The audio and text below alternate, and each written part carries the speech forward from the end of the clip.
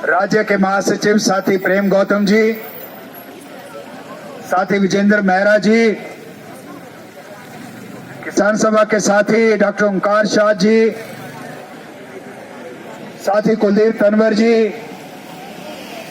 TI2 राज्य committee के हमारे तमाम राज्य के पदाधिकारीगण, आज के इस महापड़ाव में उपस्थित तमाम मजदूर भाई और बहनों, आपको मालूम है कि ये महापड़ाव आज तीसरा दिन है महापड़ाव का। 2 दिन पहले 25 तारीख को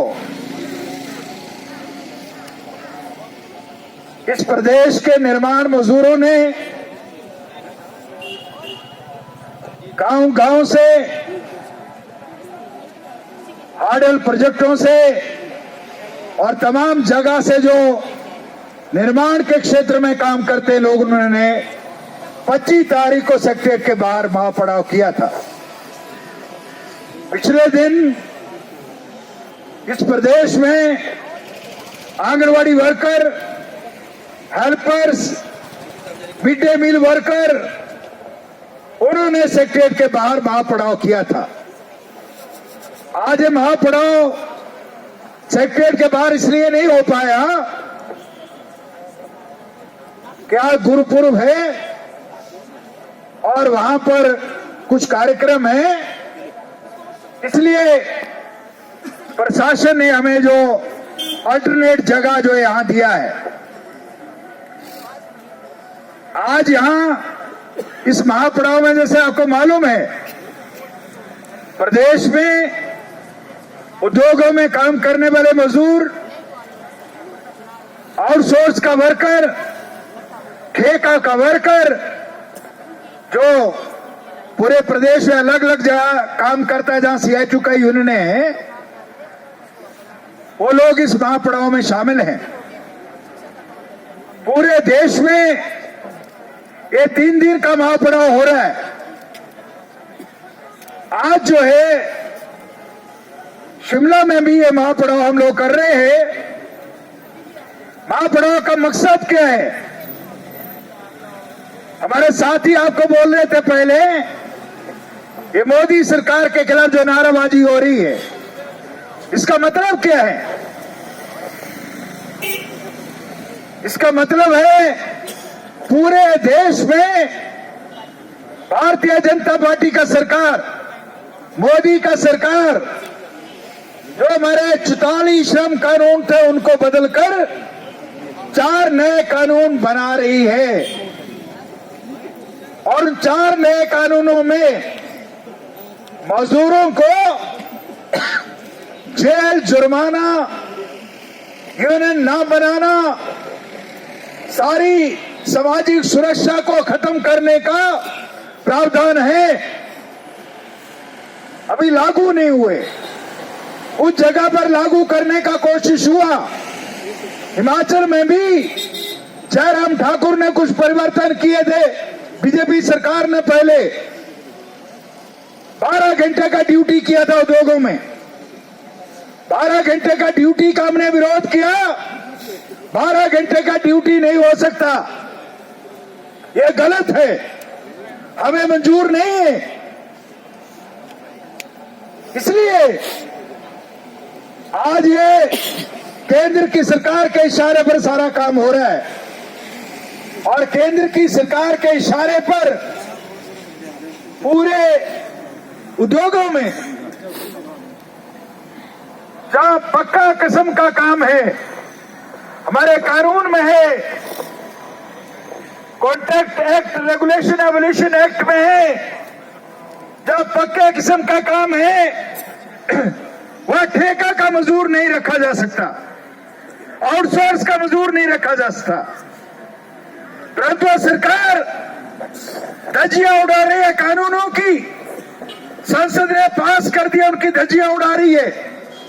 और इस मामले में जब पक्के किस्म का काम भी है, बाबरी ठेका का मजदूर को रखा जा रहा है, अप्रेंटिस को रखा जा रहा है, प्रोबेशनर को रखा जा रहा है। सुप्रीम कोर्ट ने कहा, एक बार सुप्रीम कोर्ट ने कमेटी बनाई थी, मैं भी उस कमेटी में शामिल था, हिमाचल प्रदेश सरकार ने एक कमेटी बनाई थी कि जहां पर जिन उद्योगों में पक्का किस्म का काम है, मशीन चलती है, उस मशीन पर ठेके का मजदूर काम नहीं करेगा, ठेके के मजदूर को नहीं रखा जाएगा, वह पक्का मजदूर रहेगा। परंतु आज हम क्या देख रहे हैं, उद्योगों में, हॉस्पिटलों में, सारी जगह पर सरकार के जितने भी संस्थान है उनमें जब पक्के किस्म का काम है वहां पर भी ठेके का मजदूर रखा जा रहा है और सोर्स का रखा जा रहा है। और इसलिए ये सरकार की नीतियां प्रदेश की सरकारें भी लागू कर रही है। वो चाहते क्या है, वो चाहते हैं मजदूरों को रेगुलर मजदूरों की तनख्वाह ना मिले, उनके वेतनमान ना मिले। और अभी जो मोदी साहब ने जो नए कानून जो ला रही है, ईपीएफ के अंदर संशोधन करने का प्रस्ताव है। ईपीएफ में भी कंट्रीब्यूशन क्या है हमारा 12% माली कंट्रीब्यूट करेगा, 12% मजदूर का कंट्रीब्यूशन जाएगा। अभी ये प्रावधान है और मोदी सरकार जो इसमें प्रावधान में बदलाव कर रही है वो कह रहे 12% नहीं 10% होगा। इसका मतलब क्या है, सीधा मजदूर को कितने परसेंट का नुकसान हो रहा है, 2% उसका अपना कम हुआ, 2% माली कम देगा, 4% का मजदूर को नुकसान है उससे। ये कौन कर रहा है, मोदी सरकार कर रही है। ईएसआई के कंट्रीब्यूशन में भी इसी तरह के बदलाव जो सरकार करने जा रही है, ऐसा का प्रस्ताव है। इसलिए यह सरकार कतई तौर पर भी जो है मजदूरों के पक्ष में नहीं है। यूनियन का पंजीकरण कभी भी खत्म किया जा सकता है। यूनियन बनाने के लिए कठिन शर्तें जो है वो तमाम रखी गई हैं। इसलिए जो है आज है जो आउटसोर्स की बात है, आउटसोर्स की नीति ये बीजेपी की सरकार की भी रही है।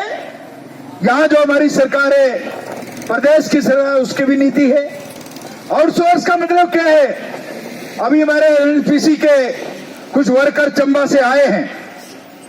एनएचपीसी में, नेशनल हाइडल पावर कारपोरेशन में जो काम करते हैं, जो बिजली के प्रोजेक्टों को चलाते हैं, वहां क्या धंधा है, वह काम ही आउटसोर्स कर देते हैं। और ठेकेदार क्या कर रहा है, एक ये बता रहे थे मेरे को अभी, जो मजदूर ठेके पर रखे गए हैं, मशीनों पर जो रखे गए हैं, उनसे 3-3 लाख रुपया रिश्वत ली जा रही है, पैसा लिया जा रहा तब रखेंगे। ये ठेकेदार कर रहे हैं, सरकार के नाक के नीचे हो रहा है। यहां शिमला में और सारों में क्या धंधा है, आका बाढ़ बॉय है, बाढ़ बॉय जो मरीजों को देखभाल करता है। रेगुलर कर्मचारी होता था पहले, आज के दिन में क्या हो गया, ये बाढ़ बॉय भी जो आउटसोर्स पर है, ठेके पर है। जब पक्का रोजगार है वह भी ठेका है। अस्पतालों सफाई का काम जो है परमानेंट काम है, परमानेंट काम है, सफाई हो रही है 10 साल की, वहां आउटसोर्स नहीं कर सकते आप, वहां भी जो है ठेका है। सिक्योरिटी परमानेंट है, वहां पहले होमगार्ड होते थे, होमगार्डों को हटा दिया। क्यों हटा दिया, क्योंकि होमगार्ड के मजदूर जो कर्मचारी थे उन्होंने सुप्रीम कोर्ट में केस जीत लिया कि हम जो है पुलिस के भाइयों के बराबर काम करते हैं तो हमारे वेतन में सुधार होना चाहिए। उनका वेतन बढ़ गया और इस सरकार ने क्या किया, उनके बहुत सारे लोग तो घर भेज दिया और ज्यादा उनकी ड्यूटियां होती थी होमगार्ड की, वो ड्यूटियां कम कर दी। अब पुलिस थानों में थोड़े बहुत हैं, बाकी छुट्टी कर दी सब जगह से। और ये सरकार जो मजदूरों का हिमायती होने की हामी भरती है, ये सरकार मजदूरों की हिमायती नहीं है, न कर्मचारियों की हिमायती है। इसलिए आज हम ये महापड़ाव की दिशा में आगे बढ़ रहे हैं। अभी हिमाचल प्रदेश में CITU ने बहुत पहले एक बात उठाई थी कि जो उद्योगों में मजदूर काम करता है उसका वेतन जो है, जो सामान्य न्यूनतम वेतन आप तय करते हैं उसे ज्यादा होना चाहिए। जैसे हमने हार्डल मजदूरों के लिए तय करवाया था। जो जल विद्युत परियोजना में लोग काम करते हैं, डैम जहां बन रहे हैं, हार्डल प्रोजेक्ट जहां बन रहे हैं, उन प्रोजेक्टों में जो मजदूर काम करता है पहले उसका वेतन PWD के मजदूर के बराबर वेतन होता था। हमने बात उठाई कि PWD का मजदूर घर से 8 किलोमीटर के दायरे में काम करता है, सवेरे जाता है, शाम को घर आता है। उसका वेतन और हार्डल मजदूर का वेतन एक जैसा नहीं हो सकता। हार्डल का मजदूर जो है टफ परिस्थितियों में काम करता है, जोखिम में काम करता है, नदी नाला में काम करता है, खतरे के जगहों पर काम करता है, घर से दूर काम करता है, इसलिए उसका वेतन ज्यादा होना चाहिए। CITU के दबाव में प्रदेश सरकार को यह मानना पड़ा और आज हार्डल का मजदूर जो है न्यूनतम वेतन से 25% वेतन ज्यादा लेता है।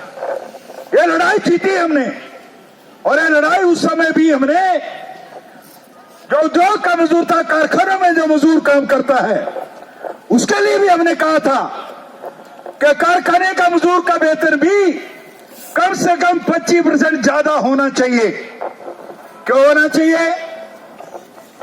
जो बद्दी बरोटी वाला एरिया में मजदूर काम करता है, तो कमरे का किराया कितना है? मेरे 3,000 से कम कोई कमरा मिलता नहीं है। ज्यादा है? ज्यादा है। कितना है? 5,000। 5,000 में कमरा किराए पर मिलता है। और हमारे अफसर दबी जुबान से बोलते, सामने नहीं बोलते, मीटिंग में नहीं बोलते, पीछे से बोलते कि हिमाचल का मजदूर जो है और राज्यों का मजदूर की तरह 6-6, 8-8 लोग एक कमरे में नहीं रह सकते। नहीं रहते हैं वो, 2 से ज्यादा नहीं रहते। वो 3 हो जाएगा, अलग बात है। और आज कोई भी मजदूर जो है 6 मजदूर, 8 मजदूर इकट्ठे कमरे में नहीं रहना चाहते, किसी भी राज्य का हो चाहे। तो हमने क्या कहा उस समय, क्या कम से कम 25% वेतन जो है वो फैक्ट्री का मजदूरों का बढ़ाओ आप। तय भी हो गया था। बाद में फैक्ट्री मालिकों का डेपुटेशन मिला और जो फैसला हो गया था उसको पलट दिया गया। तो इसका मतलब क्या है? सरकार किसकी है? उद्योगपतियों के पक्ष में काम किया। उनको अलग से नहीं देना पड़े, न्यूनतम वेतन बढ़ाना ना पड़े, उनका प्रॉफिट कम हो जाएगा। इस तरीके से सरकार जो है नाम तो मजदूरों का लेती है, काम जो है बड़े बड़े उद्योगपतियों का करती है। इसलिए आज की डेट में हम जो तमाम लोग यहां इकट्ठा हुए, हमारे सामने चारा के आउटसोर्स का बड़ा भारी मजदूर है। कम से कम 30,000 मजदूर जो है पूरे हिमाचल प्रदेश में आउटसोर्स के तौर पर काम कर रहा है। और उसका नाम और दे दिया, अभी बीजेपी सरकार के दौरान में भी दिया गया और यह सरकार भी दे रही है। अब नाम क्या दिया? Multitask worker. मल्टीटास्क, वो कई काम करेगा, जो मर्जी काम करवा लो, मजदूरी का करवा लो, सफाई का करो, मल्टीटास्क है ना, नाम मल्टीटास्क है।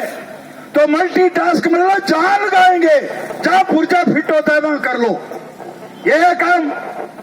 और ये भी सारा न्यूनतम वेतन के ऊपर भी नहीं है। इसका न्यूनतम वेतन भी नहीं है। मल्टीटास्क का वेतन क्या है? पूरे प्रदेश में जो मल्टीटास्क वर्कर है, जो सुबह 9 बजे से लेकर 5 बजे काम करता है, उसका वेतन 4,000 रुपए है। 4,000 रुपए है। सरकार ने घोषणा की 4,000 रुपए ड्यूटी का टाइम के 9 से 5।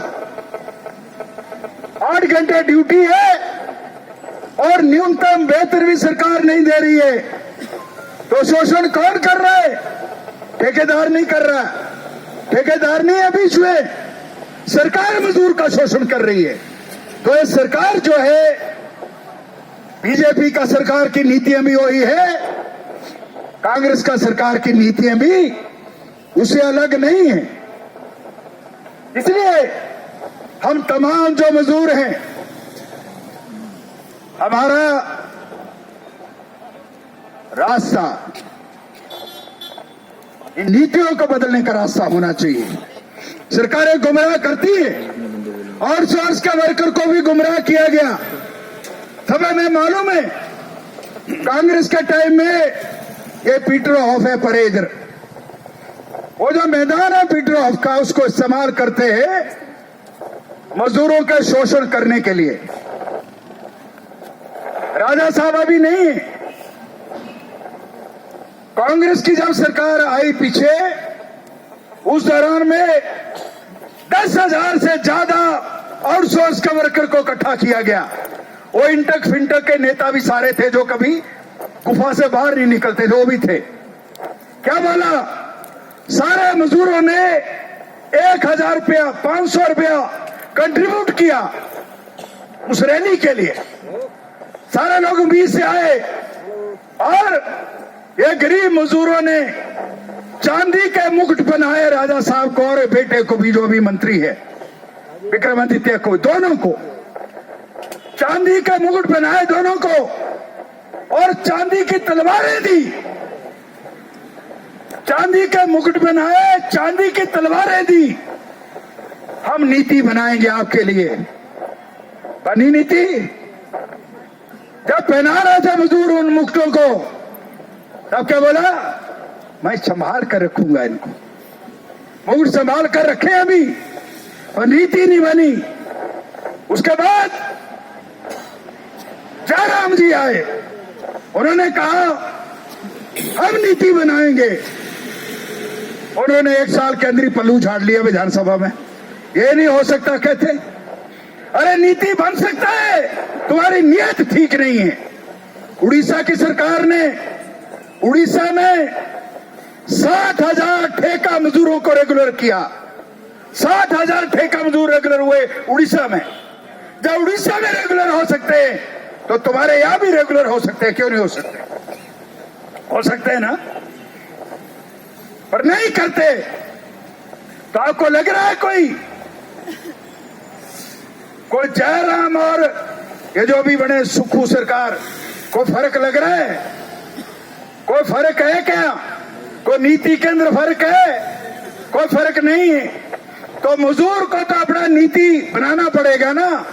वो नीति क्या है? वो नीति है संगठन मजबूत करो, संघर्ष तेज करो, और जो हमारे पर हमला करता है उसके खिलाफ खड़े हो जाओ हिम्मत के साथ। ये करना पड़ेगा। ये कर लेंगे अगर हम, तो हमने नीतियों को बदलवाया है, हाइडल प्रोजेक्ट में बदलवाया है।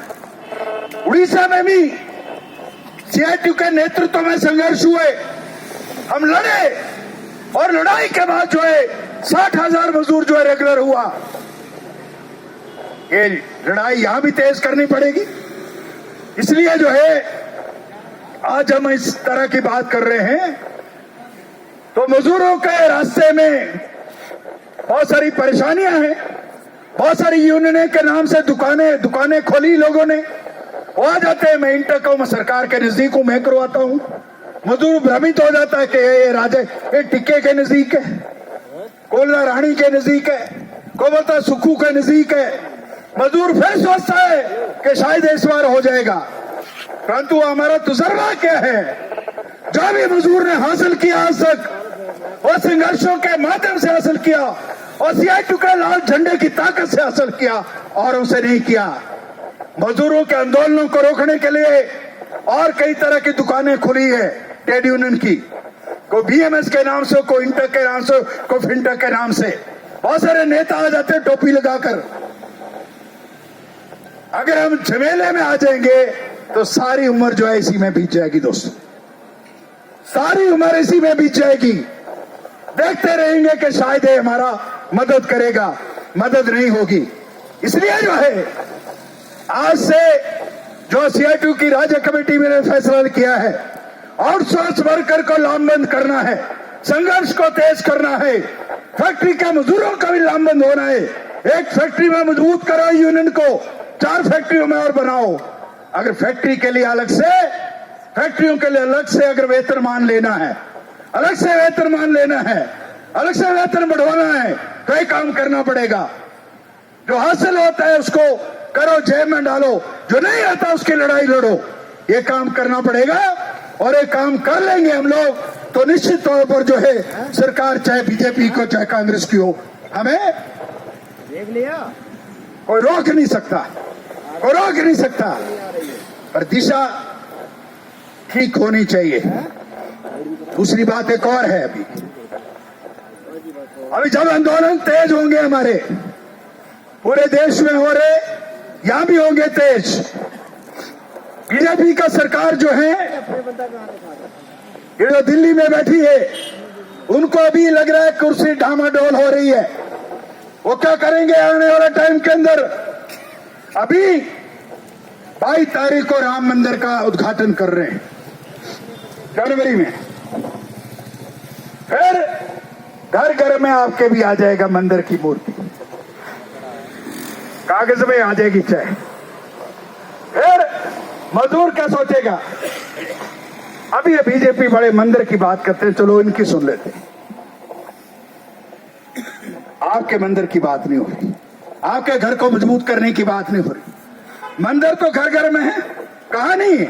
शिमला में कितने में राम मंदिर है ना यहाँ, परंतु वह राम मंदिर के नाम पर राजनीति करना चाहते हैं, राम मंदिर के नाम पर मजदूरों को गुमराह करना चाहते हैं। और हम आसानी से हो जाते हैं कई बार, आसानी से हो जाते हैं कई बार। इसलिए लक्ष्य क्या होना चाहिए?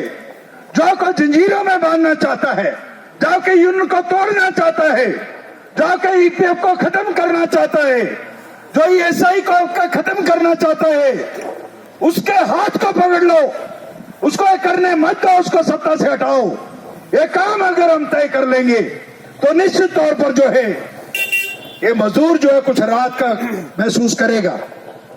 इसलिए वो हिंदू मुसलमान करने की कोशिश भी करेंगे, मंदिर मस्जिद की बात करने की कोशिश भी करेंगे। और अगर हम लोग उस झमेले में आ जाएंगे तो फिर जो है हम फिर गलती कर बैठेंगे।